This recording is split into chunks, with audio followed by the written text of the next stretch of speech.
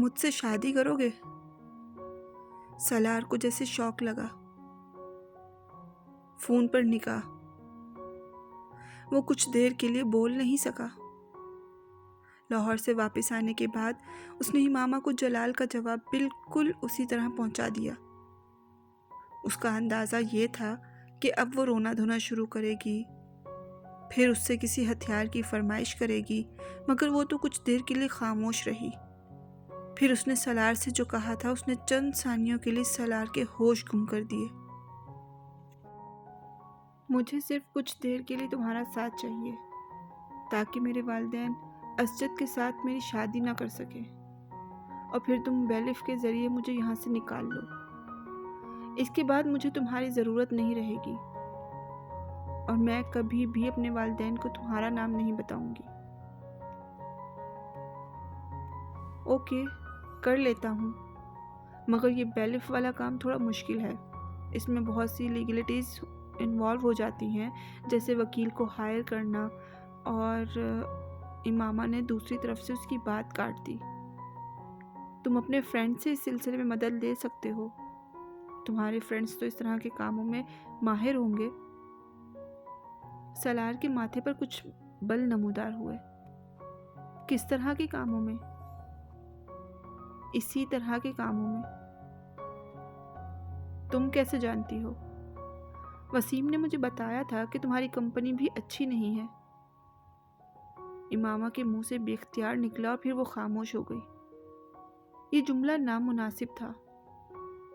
میری کمپنی بہت اچھی ہے، کم از کم جلال انصر کی کمپنی سے بہتر ہے، سالار نے چپتے ہوئے لہجے میں کہا، اور وہ اس بار بھی خاموش رہی۔ بہرحال میں دیکھتا ہوں میں اس سلسلے میں کیا کر سکتا ہوں۔ سالار کچھ دیر اس کے جواب کا انتظار کرنے کے بعد بولا، مگر تمہیں یہ بات ضرور یاد رکھنی چاہیے کہ یہ کام بہت رسکی ہے۔ میں جانتی ہوں، مگر ہو سکتا ہے میرے والدین صرف پتہ چلنے پر ہی مجھے گھر سے نکال دیں کہ میں شادی کر چکی ہوں، اور مجھے بیلف کی مدد لینی پڑے گی، یا ہو سکتا ہے وہ میری شادی کو قبول کر لیں، اور پھر میں تم سے طلاق لے کر جلال سے شادی کر سکوں۔ سالار نے سر کو قدرے افسوس کے عالم میں جھٹکا۔ اس نے دنیا میں اس طرح کے احمق پہلے کبھی نہیں دیکھے، اور وہ احمقوں کی جنت کی ملکہ تھی، یا شاید ہونے والی تھی۔ چلو دیکھتا ہوں کیا ہوتا ہے۔ سالار نے فون بند کر دیا۔ میں ایک لڑکی سے نکاح کرنا چاہتا ہوں۔ حسن نے سالار کے چہرے کو غور سے دیکھا اور پھر بے اختیار ہنسا۔ یہ اس سال کا نیا ایڈونچر ہے یا آخری ایڈونچر؟ آخری ایڈونچر، سالار نے بڑی سنجیدگی کے ساتھ تبصرہ کیا۔ یعنی تم شادی کر رہے ہو؟ حسن نے برگر کھاتے ہوئے کہا۔ شادی کا کون کہہ رہا ہے؟ تو پھر میں ایک لڑکی سے نکاح کرنا چاہ رہا ہوں، اس کو مدد کی ضرورت ہے، میں اس کی مدد کرنا چاہتا ہوں۔ حسن کا چہرہ دیکھنے جیسا تھا۔ آج تم مذاق کے موڈ میں ہو نا؟ نہیں، بالکل بھی نہیں، میں نے تمہیں یہاں مذاق کرنے کے لیے تو نہیں بلایا۔ پھر کیا فضول باتیں کر رہے ہو؟ نکاح، لڑکی کی مدد وغیرہ وغیرہ۔ محبت ہو گئی ہے تمہیں اس سے؟ مائی فٹ، میرا دماغ خراب ہے کہ میں کسی سے محبت کروں گا، اور وہ بھی اس عمر میں، سالار نے تحقیر آمیز انداز میں کہا۔ یہی تو، میں بھی یہی کہہ رہا ہوں کہ پھر تم یہ کیا کر رہے ہو؟ سالار نے اس بار اسے تفصیل سے امامہ اور اس کے مسئلے کے بارے میں بتایا۔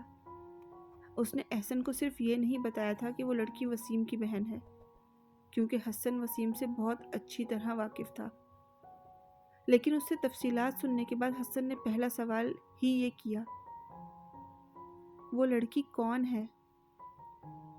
سالار نے بے اختیار ایک گہرا سانس لیا۔ وسیم کی بہن۔ واٹ؟ وسیم کی بہن؟ وہ جو میڈیکل کالج میں پڑھتی ہے؟ ہاں، تمہارا دماغ خراب ہو گیا ہے؟ تم کیوں خامخواہ اس طرح کی حماقت کر رہے ہو؟ وسیم کو بتا دو اس سارے معاملے کے بارے میں۔ میں تم سے مدد مانگنے آیا ہوں، مشورہ مانگنے نہیں۔ میں تمہاری کیا مدد کر سکتا ہوں؟ حسن نے کچھ الجھے ہوئے انداز میں کہا۔ تم نکاح خواں اور کچھ گواہوں کا انتظام کرو تاکہ میں اس سے فون پر نکاح کر سکوں۔ سالار نے فوراً ہی کام کی بات کی۔ مگر تمہیں یہ نکاح کر کے کیا فائدہ ہوگا؟ کچھ بھی نہیں، مگر میں کسی فائدے کے بغیر اس بارے میں سوچ بھی کب رہا ہوں۔ دفع کرو سالار اس سب کو۔ تم کیوں کسی دوسرے کے معاملے میں کود رہے ہو، اور وہ بھی وسیم کی بہن کے معاملے میں؟ بہتر، سالار نے اس بار درشتی سے اس کی بات کاٹی، تم مجھے صرف یہ بتا دو کہ میری مدد کرو گے یا نہیں۔ باقی چیزوں کے بارے میں پریشان ہونا تمہارا مسئلہ نہیں ہے۔ ٹھیک ہے، میں تمہاری مدد کروں گا۔ میں مدد کرنے سے انکار نہیں کر رہا ہوں، مگر تم یہ سوچ لو کہ یہ سب بہت خطرناک ہے، حسن نے ہتھیار ڈالنے والے انداز میں کہا۔ میں سوچ چکا ہوں، تم مجھے تفصیلات نہ بتاؤ، سالار نے اس بار فرینچ فرائز کھاتے ہوئے کچھ مطمئن انداز میں کہا۔ بس ایک بات، اگر انکل اور آنٹی کو پتہ چل گیا تو کیا ہوگا؟ انہیں پتہ نہیں چلے گا، وہ یہاں نہیں ہیں، کراچی گئے ہوئے ہیں اور وہ ابھی کچھ دن وہیں رکیں گے۔ وہ یہاں ہوتے پھر میرے لیے یہ سب کچھ کرنا بہت مشکل ہوتا، سالار نے اسے مطمئن کرنے کی کوشش کرتے ہوئے کہا۔ وہ اپنا برگر تقریباً ختم کر چکا تھا۔ حسن اب اپنا برگر کھاتے ہوئے کسی گہری سوچ میں ڈوبا ہوا نظر آ رہا تھا، مگر سالار اس کے تاثرات کی طرف دھیان نہیں دے رہا تھا۔ وہ جانتا تھا کہ حسن اس وقت اپنا لائحہ عمل طے کرنے میں مصروف ہے۔ اسے حسن سے کسی قسم کا خوف یا خطرہ نہیں تھا، وہ اس کا بہترین دوست تھا۔ حسن نے نکاح کے انتظامات بہت آسانی سے کر لیے تھے۔ سالار نے اسے کچھ رقم دی تھی جس سے اس نے 3 گواہوں کا انتظام کر لیا۔ چوتھے گواہ کے طور پر وہ خود موجود تھا۔ نکاح خواہ کو اندازہ تھا کہ اس نکاح میں کوئی غیر معمولی کہانی تھی، مگر اسے بھاری رقم کے ساتھ اتنی دھمکیاں بھی دے دی گئیں کہ وہ خاموش ہو گیا۔ حسن سپہر کے وقت اس نکاح خواہ اور 3 گواہوں کو لے کر آ گیا۔ وہ سب سالار کے کمرے میں چلے گئے، وہیں بیٹھ کر نکاح نامہ بھرا گیا۔ سالار امامہ کو اس بارے میں پہلے ہی انفارم کر چکا تھا۔ مقررہ وقت پر فون پر نکاح خواہ نے ان دونوں کا نکاح پڑھا دیا۔ سالار نے ملازمہ کے ذریعے امامہ کو پیپرز بھجوائے تھے۔ امامہ نے پیپرز لیتے ہی برق رفتاری سے ان پر سائن کر کے ملازمہ کو واپس دے دیے۔ ملازمہ ان پیپرز کو واپس سالار کے پاس لے آئی، مگر وہ بری طرح تجسس کا شکار تھی۔ آخر وہ لوگ کون تھے جو سالار کے کمرے میں تھے، اور یہ پیپرز کیسے تھے جن پر امامہ نے سائن کیا تھا؟ اس کا ماتھا ٹھنک رہا تھا اور اسے شبہ ہو رہا تھا کہ ہو نہ ہو دونوں آپس میں شادی کر رہے تھے۔ سالار کو پیپرز واپس دیتے ہوئے وہ پوچھے بغیر رہ نہیں سکی۔ یہ کس چیز کے کاغذ ہیں سالار صاحب؟ اس نے بظاہر سادگی اور معصومیت سے پوچھا۔ تمہیں اس سے کیا؟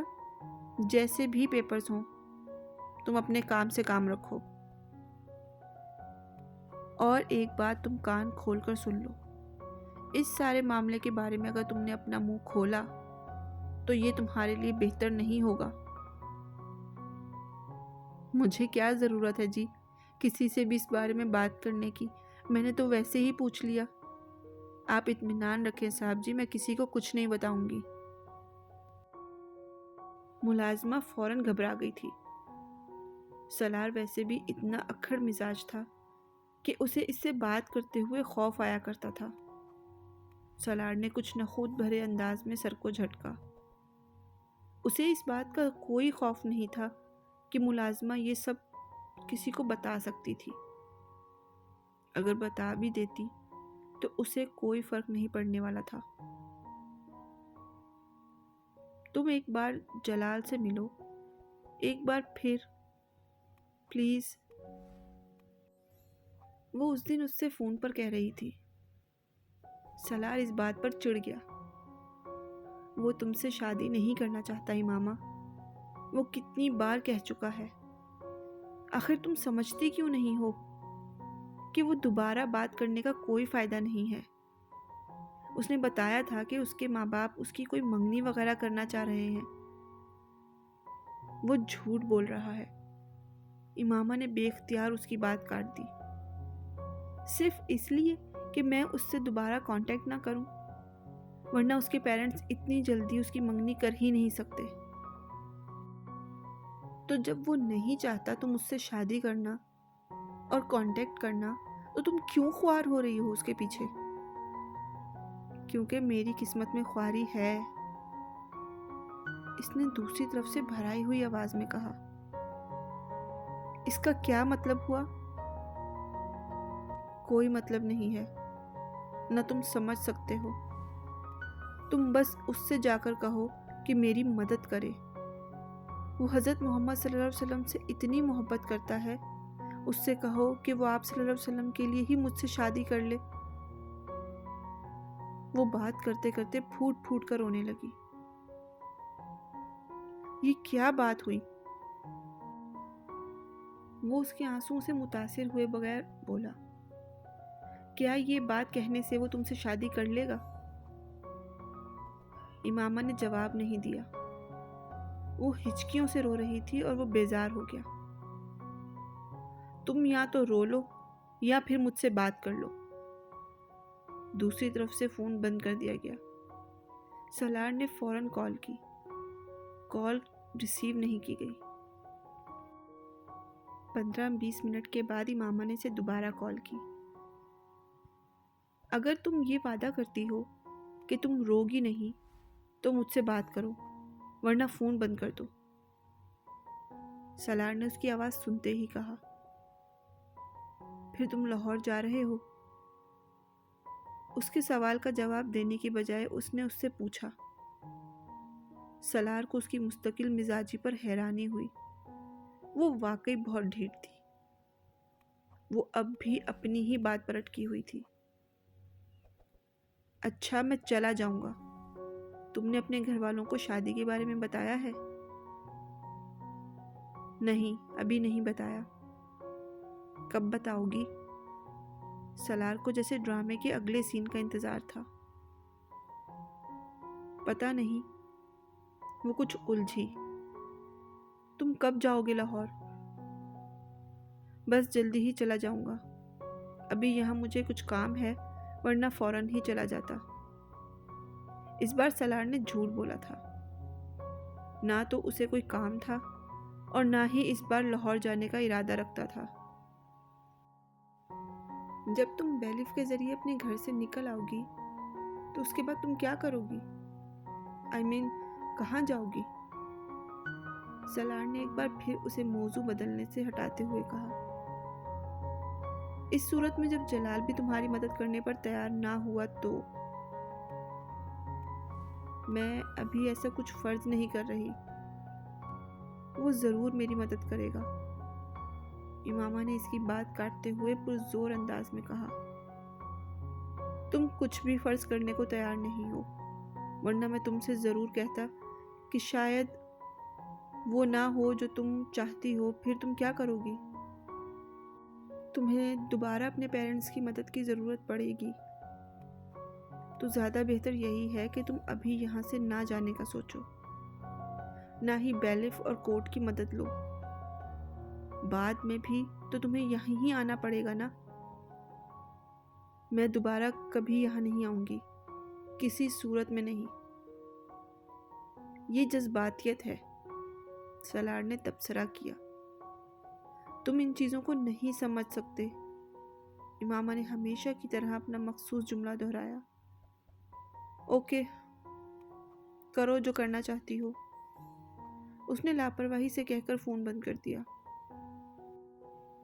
کل شام کو ہم لوگ اسجد کے ساتھ تمہارا نکاح کر رہے ہیں، تمہاری رخصتی بھی ساتھ ہی کر دیں گے۔ ہاشم مبین نے رات کو اس کے کمرے میں آ کر کھڑے ہوتے ہوئے لہجے میں کہا۔ بابا، میں انکار کر دوں گی، आपके लिए बेहतर है कि आप इस तरह ज़बरदस्ती मेरी शादी ना करें। तुम इनकार करोगी तो मैं तुम्हें उसी वक्त शूट कर दूंगा, ये बात तुम याद रखना। वो सर उठाए उन्हें देखती रही। बाबा, मैं शादी कर चुकी हूँ। हाशिम मुबीन के चेहरे का रंग उड़ गया।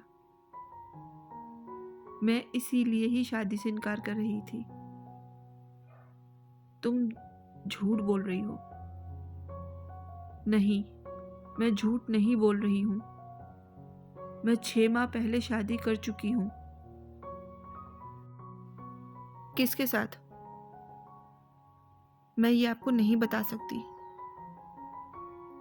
हाशिम मुबीन को अंदाजा नहीं था कि वो इस औलाद के हाथों कितना ख्वार होंगे।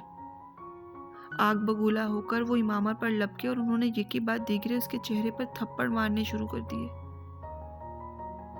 वो चेहरे के सामने दोनों हाथ करते हुए खुद को बचाने की कोशिश करने लगी, मगर वो इसमें बुरी तरह नाकाम रही। कमरे में होने वाला शोर सुनकर वसीम सबसे पहले वहां आया और उसने हाशिम मुबीन को पकड़कर जबरदस्ती इमामा से दूर किया। वो दीवार के साथ पुष्ट लगाए हुए रोती रही। बाबा, आप क्या कर रहे हैं? सारा मामला आराम से हल किया जा सकता है। वसीम के पीछे घर के बाकी लोग भी अंदर चले आए। इसने शादी कर ली है किसी से, हाशिम मुबीन ने गम और गुस्से के आलम में कहा। बाबा, झूठ बोल रही है ये। शादी कैसे कर सकती है? एक बार भी घर से नहीं निकली। ये वसीम था। 6 माह पहले शादी कर ली है इसने। इमामा ने सर नहीं उठाया। नहीं, मैं नहीं मानता। ऐसा नहीं हो सकता। ये ऐसा कैसे कर सकती है? वसीम इसकी रग रग से वाकिफ था। इमामा ने धुंधलाई आंखों के साथ उसे देखा और कहा, ऐसा हो चुका है। क्या सबूत है? निकाहनामा है तुम्हारे पास? यहाँ नहीं है, लाहौर में मेरे सामान में है। बाबा, मैं कल लाहौर से इसका सामान लेकर आता हूँ, देख लेते हैं। वसीम ने हाशिम मुबीन से कहा। इमामा बेइख्तियार पछताई। सामान से क्या मिल सकता था? शादी कर भी ली है तो कोई बात नहीं, तलाक दिलवाकर इसकी शादी असजद से ही करवाऊंगा।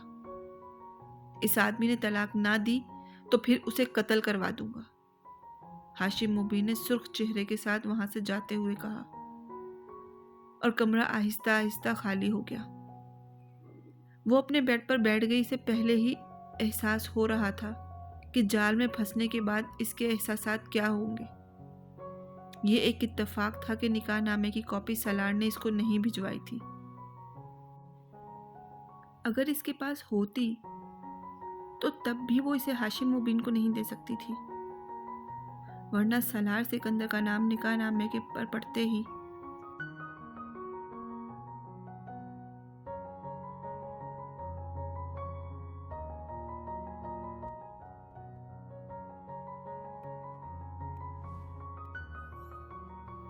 उस तक पहुंचना और उससे छुटकारा हासिल करना मिनटों का काम था।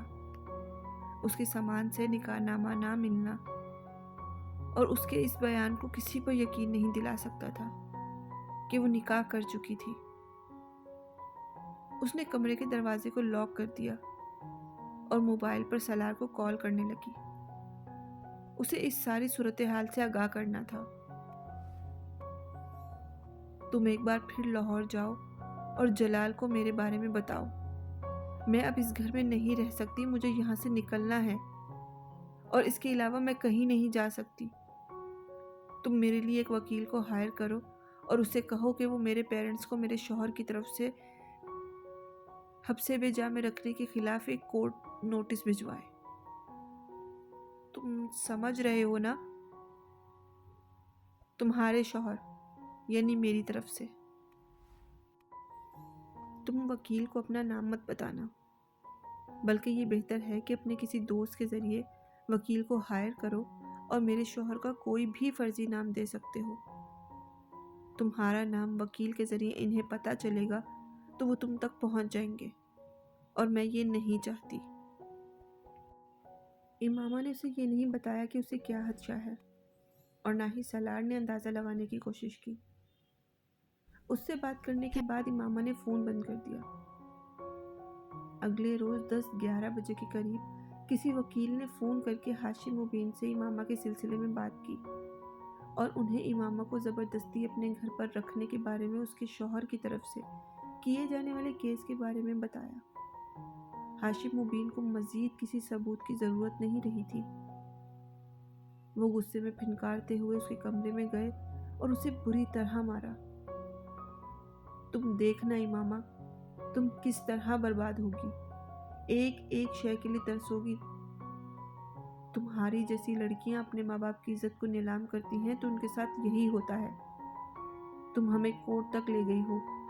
तुमने वो सारे एहसान फरामोश कर दिए जो हमने तुम पर किए। तुम जैसी बेटियों को वाकई पैदा होते ही दफन कर देना चाहिए।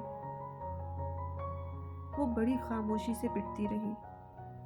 अपने बाप की कैफियत को समझ सकती थी, मगर वो अपनी कैफियत और अपने एहसासात उन्हें नहीं समझा सकती थी। तुमने हमें किसी को मुंह दिखाने के काबिल नहीं छोड़ा, किसी को भी नहीं। हमें जिंदा दरगोर कर दिया है तुमने। सलमा उसके पीछे कमरे में दाखिल हुई थी, मगर उन्होंने हाशिम मुबीन को रोकने की कोशिश नहीं की।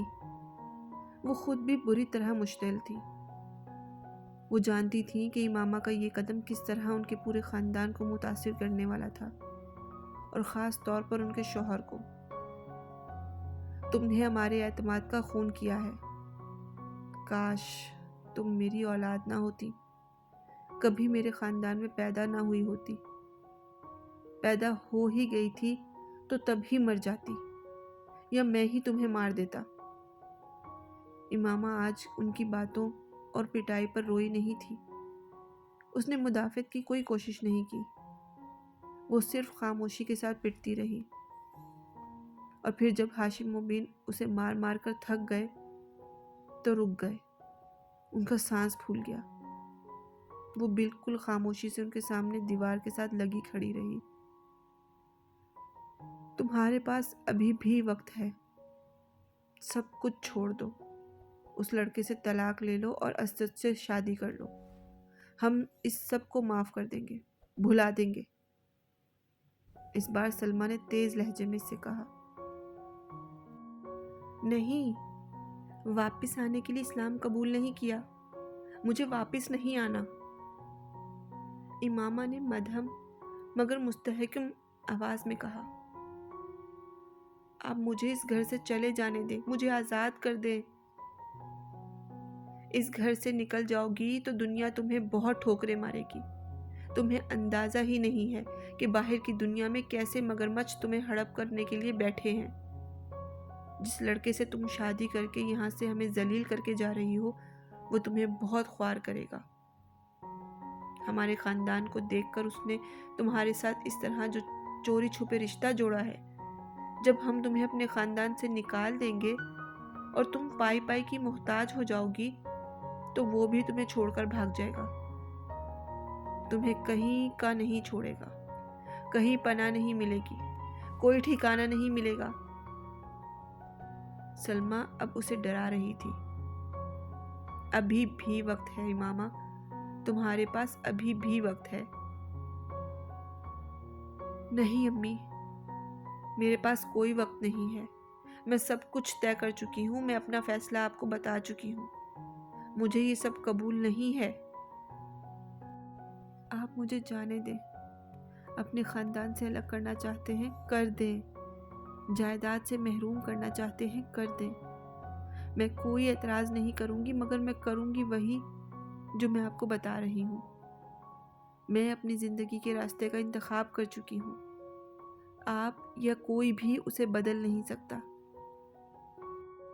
ऐसी बात है तो तुम इस घर से निकल कर दिखाओ। मैं तुम्हें जान से मार दूंगा, लेकिन इस घर से तुम्हें जाने नहीं दूंगा। और इस वकील को तो मैं अच्छी तरह देख लूँगा। तुम्हें अगर ये खुशफहमी है कि कोई कोर्ट या अदालत तुम्हें मेरी तहवील से निकाल सकती है, तो ये तुम्हारी भूल है। मैं तुम्हें कभी भी कहीं भी जाने नहीं दूंगा। मैं बैलिफ के आने से पहले इस घर से कहीं और मुंतकिल कर दूंगा। और फिर मैं देखूंगा कि तुम किस तरह अपने फैसले को तब्दील नहीं करती। और मुझे अगर वो लड़का ना मिला जिससे तुमने शादी की है, तो फिर मैं इस बात की परवाह किए बगैर कि तुम्हारा निकाह हो चुका है, असजद से तुम्हारी शादी कर दूंगा। मैं इस शादी को सिरे से नहीं मानता। इनकार है मुझे इस शादी से। तुम्हारी शादी सिर्फ वो होगी जो मेरी मर्जी से होगी, उसके अलावा नहीं। वो मुश्तिल अंदाज में कहते हुए सलमा के साथ बाहर निकल गए और वो वहीं दीवार के साथ खड़ी खौफजदा और परेशान नजरों से दरवाजे को देखती रही। उसने जिस मकसद के लिए शादी की थी उसका तो कोई फायदा होता नजर नहीं आ रहा था। हाशिम और बीन अहमद अपनी बात पर चट्टान की तरह अड़े हुए थे।